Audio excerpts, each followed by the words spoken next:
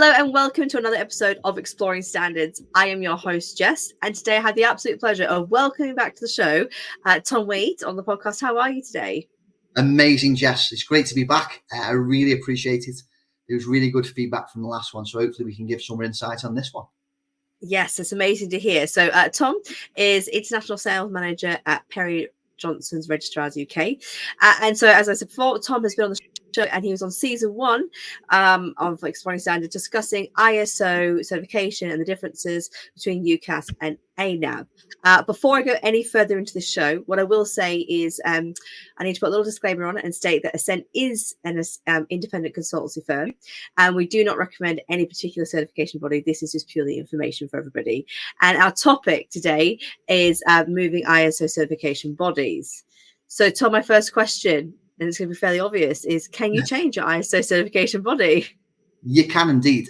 It's interesting that we're covering this. I think it's a massive topic from both sides. And I think we echo the same from our side. The case of is that we always give 3 recommendations, as you do, and we aren't tied in. But yeah, it's really important. You'll be amazed how many people try to move cert bodies, but don't know how. Yeah, this is it. So my next question, is why do you find people change? You know, why is this coming up? Why do we find this happening? I think it's evident within the market. It's very competitive now. There's much bigger companies and there's much smaller CVs. And some go for SMEs, some go for enterprise, and some go for whenever they can be bought. And what we are hearing back, and more important from clients, from everywhere really, from regarding all around the world where we're present, is the main one's customer service. A lot of people are at the CVs at the minute in a case of whereby they're in the office, no one answers, no one gets back. A second one is about dates. People promise audit dates that we don't exist. I can smile about this with being the receiving end before I joined PJR. The third one's price. Price is important. I think the economy at the minute is really tight in the case of whereby budgeting and more importantly, a case of, you know, it is the most expensive ride or the cheaper. The saying on the circuit is it's all the same cert. Is it? That's another topic for conversation. Another reason I think more important is a case of auditors. A lot of people build rapport, trust with auditors. Auditors move on to other CVs and they like to follow. And I think another one may be a case of whereby, which is really big in our world at the minute, is can you do a virtual audit or is the audit got to be on site? So there's a lot of reasons there whereby people are looking for move CVs. And the reason for that is there's multiple more reasons, but them are the main ones. So, you know, for a bit of a recap there, we've got a case of money, the auditor, customer service, virtual audits, on site. They're the main ones. So it's out there that people sometimes get itchy feet, but I suppose there's always that dreaded thing with moving anything. What does it take to do it? Yeah, the unknown, absolutely. So can you transfer at any time in your certification cycle? Yes, it's a funny old one. But when it comes to cycle, so everyone's aware of it if they don't already, obviously we've got a stage 1 and 2 on initial. We then got surveillance 1 and surveillance 2, then we come to a reset.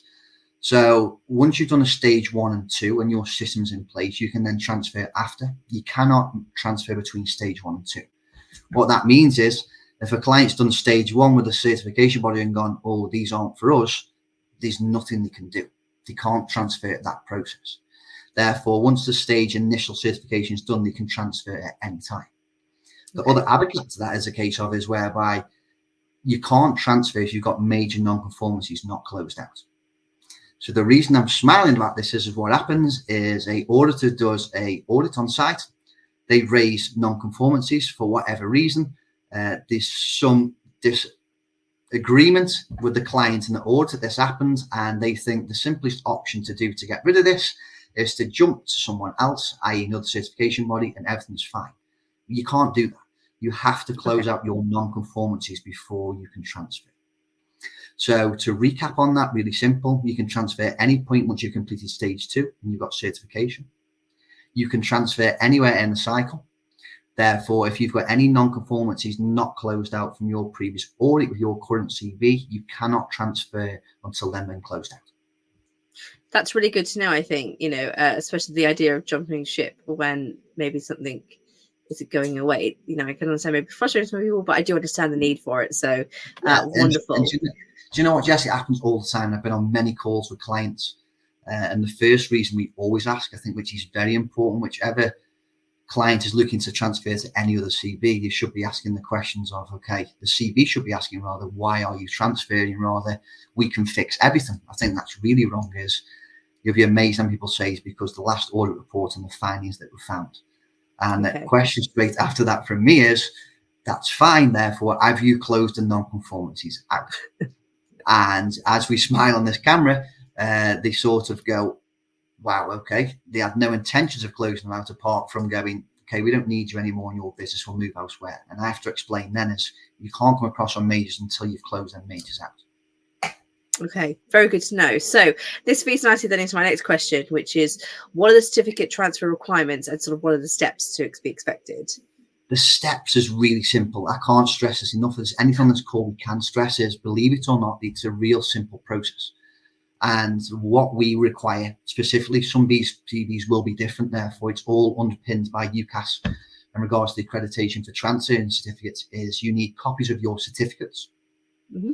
Secondly, we need all copies of your audit reports up to your last recertification or up to when you initially implemented the system.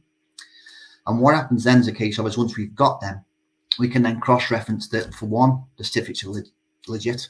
You'd be amazed how many people, there's still a misunderstanding of accredited certification and unaccredited.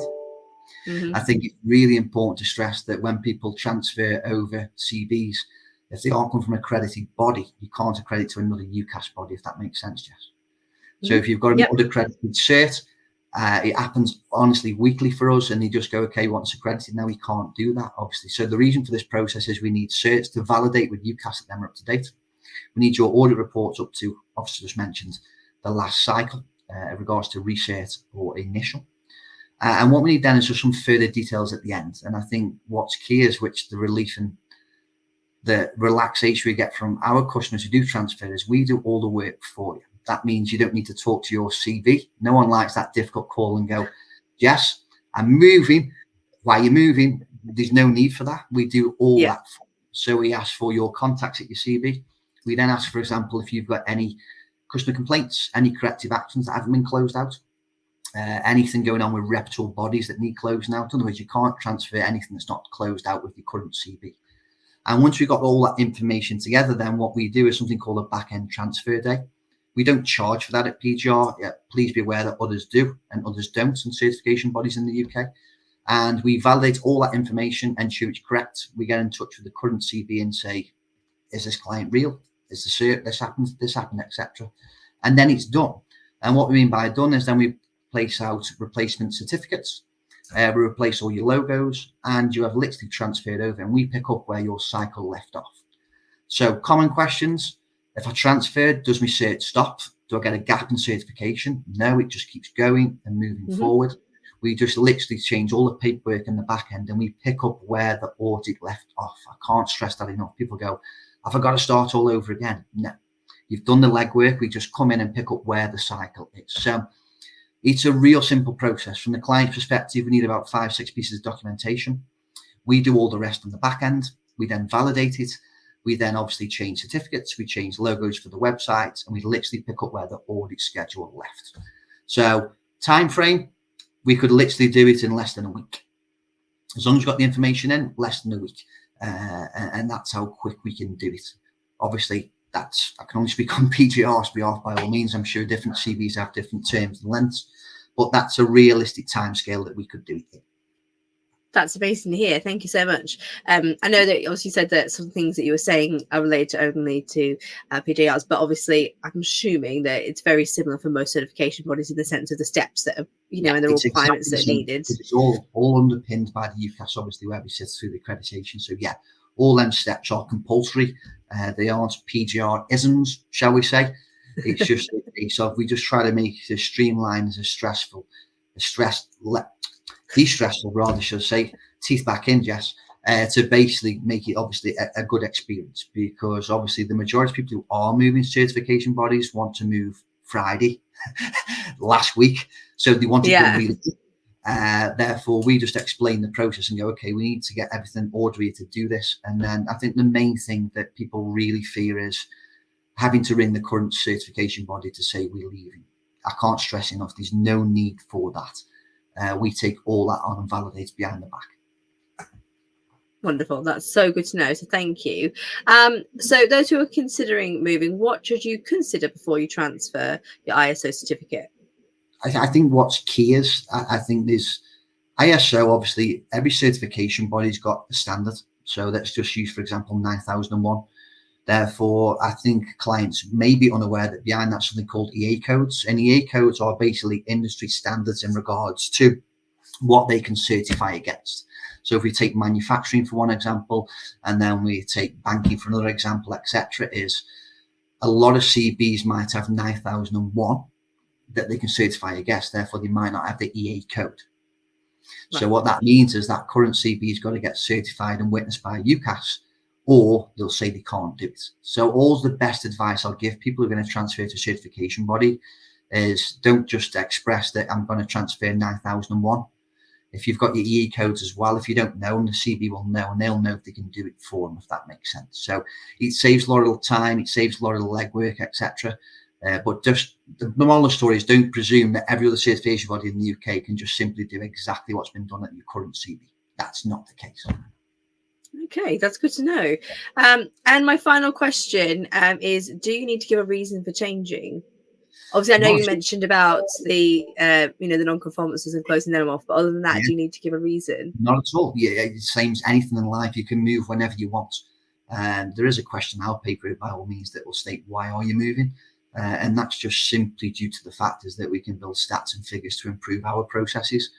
But as mentioned before, there's no reason you have to give to move certification bodies. But I think it's key for us just wrap it up really quick that the main ones why people do, and it's customer service. It's more importantly auditors having a great rapport or not a so good rapport and following them. The third one's about regarding having dates promised that don't exist, and a week or 2 days before going it's now cancelled, which, as you know, Jess, if you've got consultancy companies who are hosting on behalf of the clients, also affects your schedule. So everyone's losing time. And the big one at the minute is virtual and non-virtual in regards to why have you got to come out, why some, why not. We're all under the same umbrella. There should be no discrepancy in that. But ultimately, if you want to move, you can move. And I think the main thing is as well is a lot of people are putting out for tender. People are realizing they're paying a lot of money. And why not put it out to have a check and go, okay, are we being overcharged for the same price and service, or can we pay less and get an even better service? Yeah, absolutely. And that makes total sense. Everything's skyrocketing at the moment. So it's so true. And it's okay. You'll be amazed how many people have not put out for tender for a long time. And the reason for that is normally the person who's implemented in the organisation is now left, and it just carries on. And others is a case of is that, budgets are getting tighter. And more importantly, is a case of is our ultimate goal at PGR is giving the best customer service for the best price. And again, that's always sort of we're customer focused. Wonderful. Thank you so much for answering all my questions. I really hope this has been insightful for all our listeners. So thank you, listeners, for listening to today's episode. If you have enjoyed it, please make sure you rate, review, and subscribe. It really does help the podcast. Thank you, Tom, again for joining me on today's podcast. And I'll be back with an episode in a couple of weeks. Cheers, Jess. You take care.